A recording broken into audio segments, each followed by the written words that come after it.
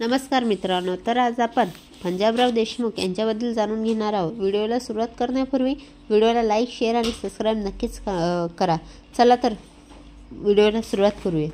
पंजाबराव देशमुख यांचा जन्म 27 डिसेंबर 1898 रोजी अमरावती जिल्ह्यातील पापळगाव या गावी झाला. त्यांचे वडील शामराव तर आई राधाबाई कदम हे त्यांचे मूळ आडनाव. आपल्या मुलांनी खूप शिक्षण घ्यावे हे शामराव कदम यांची इच्छा होती. सन 1906 भाऊसाहेबांना पापळीच्या प्राथमिक शाळेतील दाखला करण्यात आला. शामराव कदम यांनी आपल्या मुलाचे शिक्षणाची दुरवस्था होऊ नये यासाठी घरीसुद्धा एका शिक्षकाचा नियुक्त केला होता. लहानपणापासून बुद्धिमत्ता असलेले भाऊसाहेबांना मराठी व्याकरण आणि गणित हे आवडायचेच विषय होते.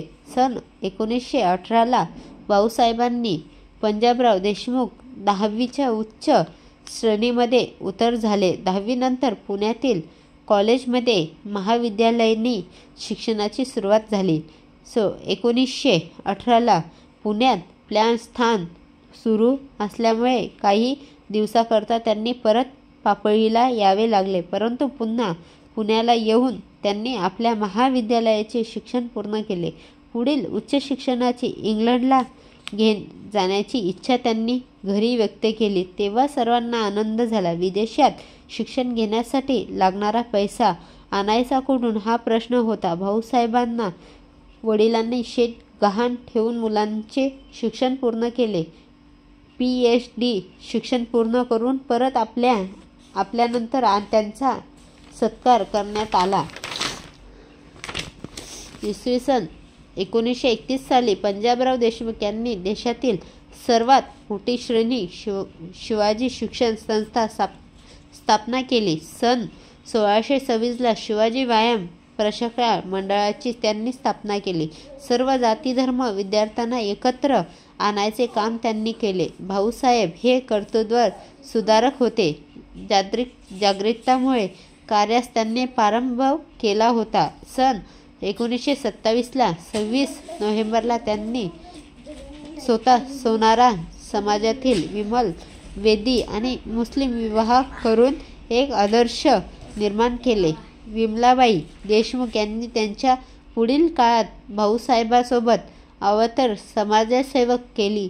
पंजाबराव देशमुख यांनी 14 डिसेंबर 1930 नागपूर मंडळीतून मित्र म्हणून निवड झाली. शेतकऱ्यांच्या विविध प्रश्नाबाबतीत ते सदैव जागृत असते. वरून सूर्य आगी ओखत तरी शेती नांगर चालवत घामाने ओलेचिंब होऊन अपार कष्ट करत असतात. तो त्यांच्या बायको आणि मुलं शेती राबत असतात. हंड्याच्या काड्या करतात आणि सर्वांसाठी अन्नधान्य निर्माण करतात. पण त्यांना स्वतःला मात्र खायलाच नाही, पाण्याची सोय नाही, निवाराला पुरेशी जागा नाही. दुःख दारिद्र्य गाजलेले कर्जाच्या डोक्याखाली व्याकुल अज्ञान आधारकर्ता पडतो. त्यांनी फक्त कष्ट करायचे आणि समाजाला विशिष्ट प्रदान मिळवायचे. सावळीकरी शेताचं शोषण करायचा, नाशिबाली दोष देत कपाळाला हात लावला. देवाभोवळ्याने शेतकऱ्यांनी ते सर्व निमूटपणे सहन करणे. हे गरीब, हे शोषण, हे विषमता, ही अज्ञान, हे सर्व पाहून भाऊसाहेबांना अत्यंत दुःख झाला. कारण ते स्वतः शेताच्या मातीतूनच जन्माला आले होते. शेतीचे दुःख दूर करण्याचे असले तरी त्यासाठी त्यांनी शिक्षण घेतलेच पाहिजे.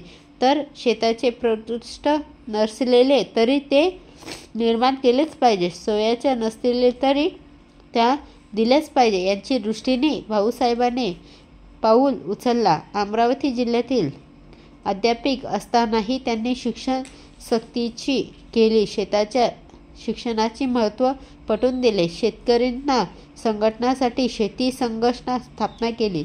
बहुजन समाजातील विद्यार्थ्यांसाठी कमी खर्चात छत्रालय सोय करून दिली. याची मूर्तिमंत उदाहरण म्हणजेच श्रद्धानदी शाळा. जाणेपर्यंत शिक्षण नेऊन पोचवण्याचे काम महाराष्ट्रात 2 भावांनी केले. एक भाऊ म्हणजेच भाऊसाहेब देशमुख तर दुसरे भाऊ म्हणजेच कर्मवीर भाऊराव पाटील होते.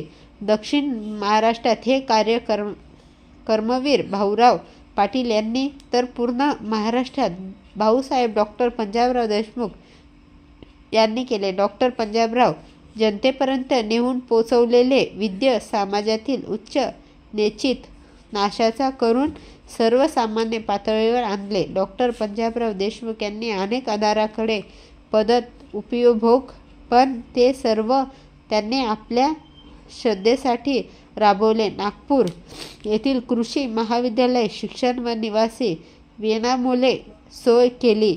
शेतीच्या मुलांना शिक्षणाची सवयातील प्राप्त करून दिली. सर्व जाती धर्माला शेतीसाठी त्यांनी काम केले. कोणत्याही प्रकारचे जातीभेद न केले. जातीभेद व धर्मभेदाला धार दिली नाही. सर्वांनी सर्वोच्च स्वतःचे जीवन संपन्न केले. डॉक्टर पंजाबराव देशमुख यांनी प्रतिष्ठातून दिल्ली येथील जागतिक कृषी परिषद पार पाडली. शेतीच्या सर्वगुण उधळण्यासाठी त्यांनी भारत कृषी समाज स्थापना करून एक महत्त्वाची देशव्यापी घटना उभी केली. भारत कृषी समाजाच्या विद्याने त्यांनी राष्ट्रीय कृषी सहकार खरेदी विक्री संघर्ष निर्माण केला.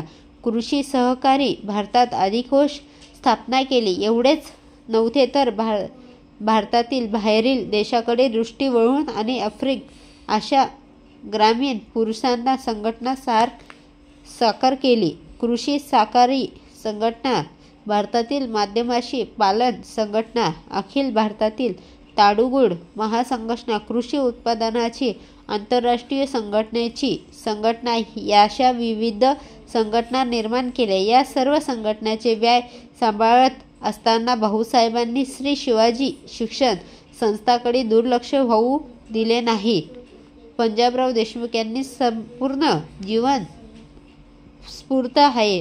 राष्ट्रीयतील तरुण पुढे ते सदैव प्रेरणा असेच राहतील. अशा या थोर बहुजनांना महात्माच्या निदान 10 एप्रिल 1665 रोजी रात्री 11:30 वाजता झाला.